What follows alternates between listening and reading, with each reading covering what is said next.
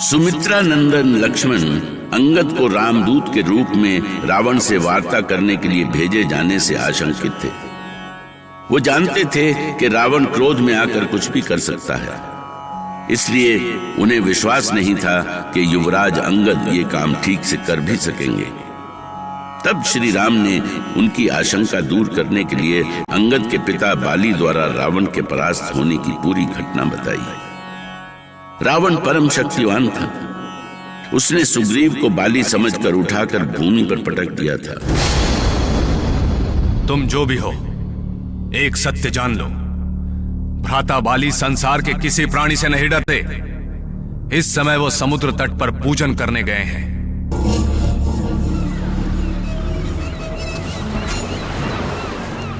ओम सूर्याय नमः। ओम भास्कराय नमः।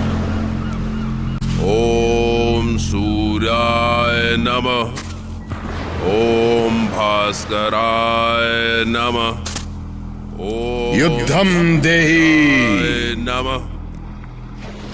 युद्धम देहि नमः। युद्धम देहि नमः। युद्धम देहि नमः। ओम सूर्याय नमः। ओम भास्कराय नमः। ये सचमुच पूजा कर रहा है या हमसे भयभीत होकर पूजा का स्वांग कर रहा है? आप कौन हैं महाभाग, और मुझसे युद्ध क्यों करना चाहते हैं? मैं 7 द्वीपों सहित लंका का स्वामी विश्रवा पुत्र रावण हूं। इस संसार से अत्याचार का अंत करना मेरा धर्म है। तुमने अनीतिपूर्वक मेरे 2 अनुचरों चेत और प्रचेत को मार डाला है, इसलिए मैं तुमसे प्रतिशोध लूंगा। और उससे भी बढ़कर मैं तुम्हारे अजय होने का भ्रम दूर करना चाहता हूं। तो ठीक है, कैसा युद्ध करना चाहेंगे आप? मल्ल युद्ध या गदा युद्ध? मैं मल्ल युद्ध करूंगा बाली, मल्ल युद्ध, क्योंकि मल्ल युद्ध ही शक्ति की सही परीक्षा है। तैयार हो जाओ। मैं तैयार हूं, आओ।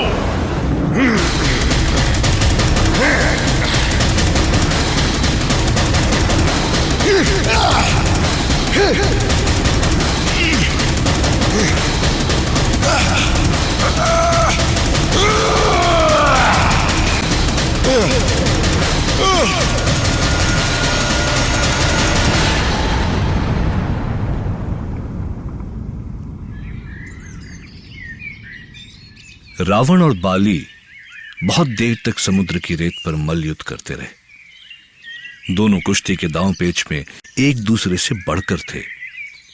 बहुत देर बाद बाली ने महाबली त्रिलोकजयी रावण को परास्त कर उसकी छाती पर चरण रखते हुए कहा, विश्रवा पुत्र रावण, अब बता, क्या तुझे सत्य का ज्ञान हुआ? क्या तेरी इच्छा पूरी हुई या और भी कुछ शेष है? तू महावीर है बाली।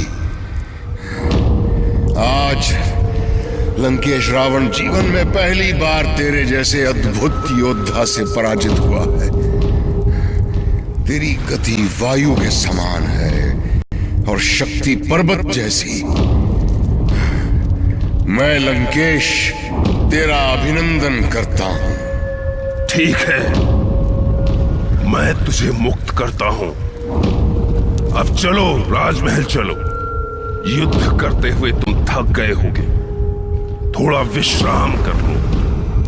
अवश्य चलूंगा, पर उससे पहले मैं यहीं अग्नि को साक्षी मानकर तुम्हें अपना मित्र बनाना चाहता हूं। यदि हम दोनों मित्र बन जाएं, तो संसार की बड़ी से बड़ी शक्ति हमारे चरणों में होगी। दशानन, मैं तुम्हें मित्र के रूप में स्वीकार करने से मना नहीं करता, परंतु मेरा इसमें कोई स्वार्थ नहीं है। यदि जीवन में कभी मेरी आवश्यकता हो तो अवश्य मेरा स्मरण करना। बाली की बातों से रावण प्रसन्न हुआ और अग्नि को साक्षी मानकर दोनों एक दूसरे के मित्र बने। परंतु भैया, यदि रावण ने यह कहकर कि आपने उसके मित्र बाली का वध किया है, अंगद को भड़का दिया तो? नहीं लक्ष्मण, युवराज अंगद को भ्रमित करना इतना सहज नहीं है। अंगद अपने पिता का सच जानता है। किंतु पता नहीं क्यों मुझे आशंका है कि अंगद रावण के माया जाल में ना पड़ जाए। ये तो अंगद के रावण के पास पहुंचने के बाद ही पता चलेगा, और हो सकता है कि अब तक तो वो रावण के दरबार में पहुंच भी गया। लंकेश रावण दुस्साहसी अंगद को देखते ही क्रोध से भर गया। लंका के सभासदों ने भी ये मान लिया था कि लंकेश राम के इस दूत को जीवित नहीं छोड़ेंगे, किंतु राजनीति के अनुसार लंकेश ने अंगद को अपने समीप आने की अनुमति दी और उसने संवाद किया। कैसा अनोखा था लंकेश और युवराज अंगद का संवाद। मेरे सामने आने का साहस कैसे हुआ? दूत को अपने धर्म का पालन करने में भला भय कैसा लंकेश? तुम्हारे जैसे साहसी वीरों का लंकेश सम्मान करता है। कौन हो तुम?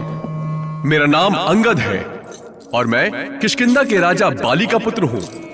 महावीर बाली का पुत्र? हैं?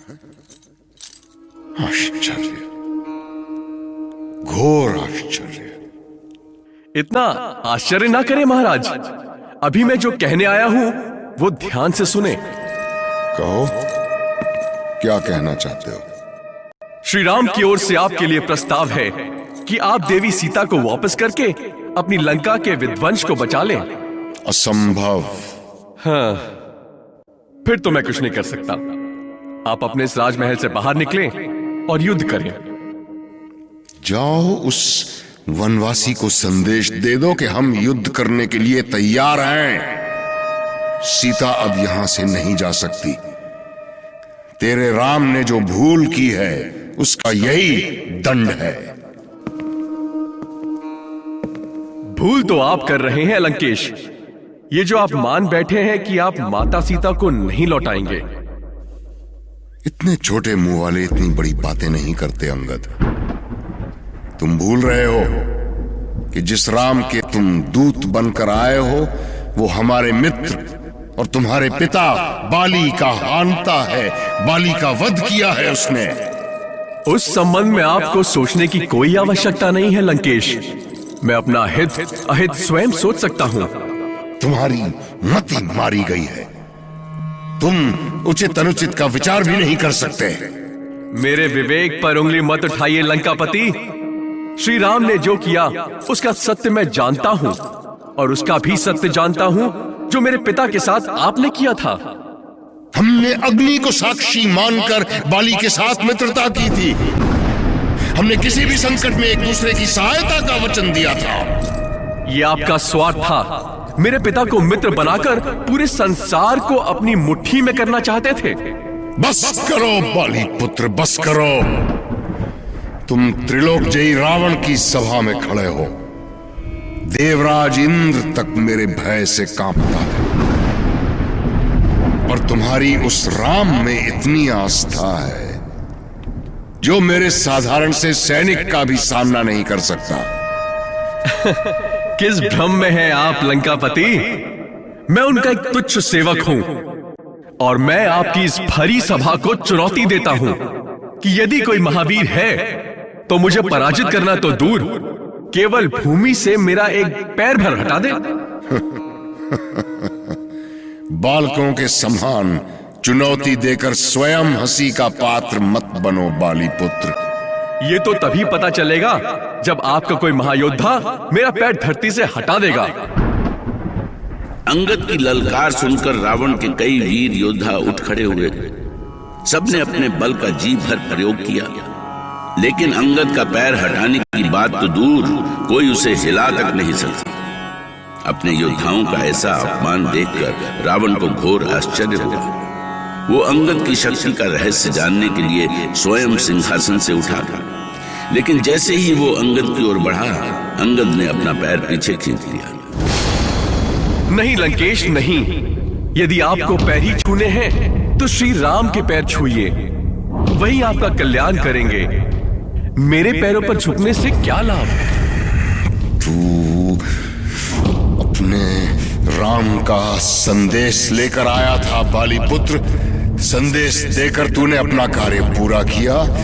अब जाकर मेरा संदेश उसे सुना दे कि वो बालकों का खेल बंद करे और युद्ध भूमि में आकर दशानन का सामना करे।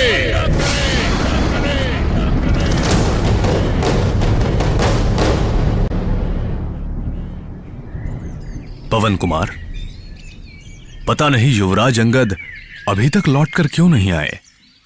मेरी भी यही चिंता है किष्किंधापति, लेकिन मैं जानता हूं कि रावण के सैनिक उनका बाल भी बांका नहीं कर सकते। तब तो उन्हें बहुत पहले लौट आना चाहिए था। यदि सब कुछ ठीक है तो इतनी देर होने का क्या कारण है? प्रभु, प्रभु, प्रभु कहाँ है प्रभु? अनर्थ हो गया प्रभु, अनर्थ हो गया। दौड़ो हनुमान, दौड़ो, जल्दी देखो क्या हुआ है। जी महाराज। अभी श्री राम के शिविर में अंगद की वापसी के बारे में विचार विमर्श चल ही रहा था कि तभी दक्षिण दिशा से उल्काओं जैसे चमकते 4 पिंड भारी गर्जना के साथ शिविर में गिरे। सभी वानर और रीछ सैनिक घबरा गए। उन्हें लगा जैसे रावण ने शिविर पर वज्र फेंका है, किंतु श्री राम ये सब देखकर मुस्कुरा दिए।